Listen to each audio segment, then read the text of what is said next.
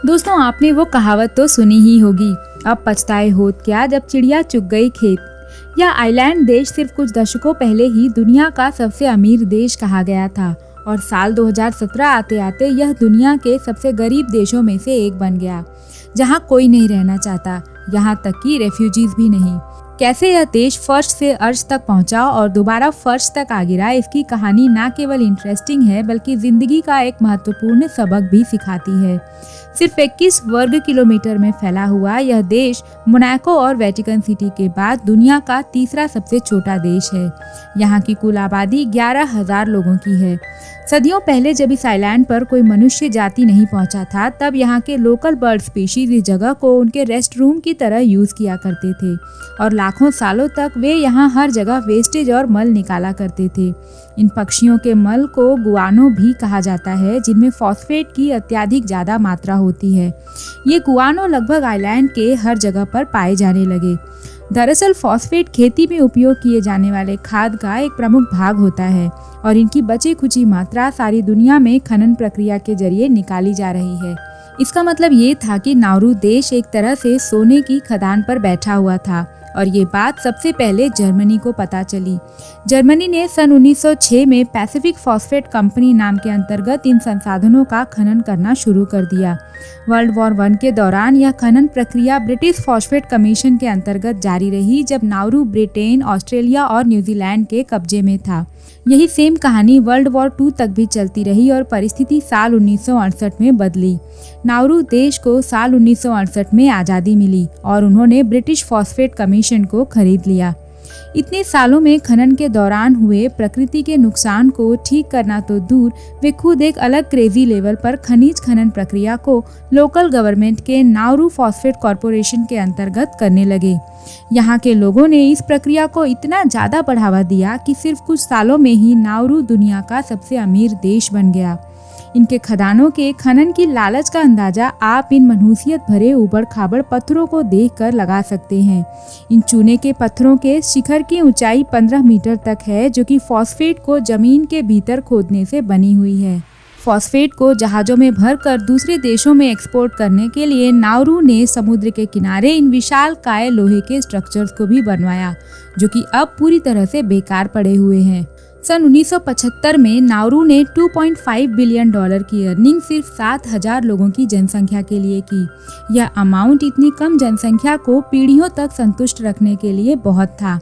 Nauru का per capita income दुनिया के दूसरे सबसे हाईएस्ट पायदान पर जा पहुंचा, जिसके ऊपर सिर्फ तेल के खजाने वाला देश कुवैत था।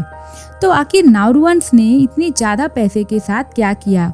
क्या उन्होंने कुछ लॉन्ग टर्म इन्वेस्टमेंट किए जिससे उनके भविष्य की पीढ़ियां इस बंजर जमीन पर रिसोर्स खत्म होने के बाद भी सुरक्षित रह सके? नहीं, नाउरूअन्स के कुछ अलग प्लान थे। इस नए पाए गए शोहरत के साथ नाउरू के लोगों ने कार और घर खरीदा। इस देश ने नए नए होटल और गोल्फ कोर्स बनाए और एक एयरलाइन भी बनाया ताकि वे विदेशों से खाना आयात कर सकें। नाउरू गवर्नमेंट ने बचे हुए धनराशि का सही तरीके से इस्तेमाल करने के लिए नाउरू ट्रस्ट बनाया, लेकिन मिसमैनेजमेंट, भ्रष्टाचार और ठीक से ध्यान ना दिए जाने की वजह से उन्होंने कई सारे गलत जगह पर इन्वेस्टमेंट किए। उन्होंने कई सारे दिखावे वाले प्रोजेक्ट्स खरीदे, जैसे कि Nauru house in Melbourne, Nauru tower in Hawaii, Pacific star hotel in Guam, Pacific house in Washington और the grand Pacific hotel in Fiji. Nauru के अधिकारी रियल एस्टेट पोर्टफोलियो मैनेज करने के नाम पर लग्जरी ट्रिप्स पर खूब पैसे उड़ाया करते थे। एक समय पर तो नाउरू को कुवैत ऑफ द पैसिफिक भी कहा जाने लगा, क्योंकि वहाँ के नागरिक और अधिकारी पैसे का दिखावा इस तरह से करने लगे जैसे कि वो कभी खत्म ही नहीं होने वाला है। समय का पहिया घूमा और जिस चीज़ का डर था वही हुआ। नाउरू का फॉस्फेट रिसोर्स धीरे धीरे खत्म होने लगा, पर इस देश के खर्चे में कोई बदलाव नहीं आया और वे दूसरे देशों से पैसे उधार लेने लगे। इसी बीच नाउरू देश के एक फाइनेंशियल एडवाइजर ने प्रेसिडेंट को लंदन के एक म्यूजिकल कॉन्सर्ट में इन्वेस्ट करने के लिए कन्विंस किया। यह शो डेब्यू करने के कुछ हफ्तों में ही बंद हो गया, जिसकी वजह से नाउरूअन्स को आज की तारीख के हिसाब से $7 मिलियन का नुकसान हुआ। इसके बाद नाउरू देश का सारा रियल एस्टेट पोर्टफोलियो और एयरक्राफ्ट्स को इंटरनेशनल लॉ के अनुसार सीज कर दिया गया और नाउरू ट्रस्ट के दिवालिया होने के साथ ही सारा देश भी लगभग कर्जे में डूब गया। अब नाउरू में सिर्फ अतिशोषित बंजर जमीन बची जहां कुछ भी उगाया नहीं जा सकता था, प्रदूषित समुद्री किनारे बचे जहां कोई समुद्री जीव नहीं रहता था और कुछ 7,000 लोगों की जनसंख्या। साल 2001 में नाउरू को एक रेफ्यूजी डिटेंशन सेंटर बना दिया गया जब ऑस्ट्रेलियन गवर्नमेंट ने नाउरू को रेफ्यूजीज को आवास देने के फलस्वरूप फाइनेंशियल हेल्प करने का प्रस्ताव दिया।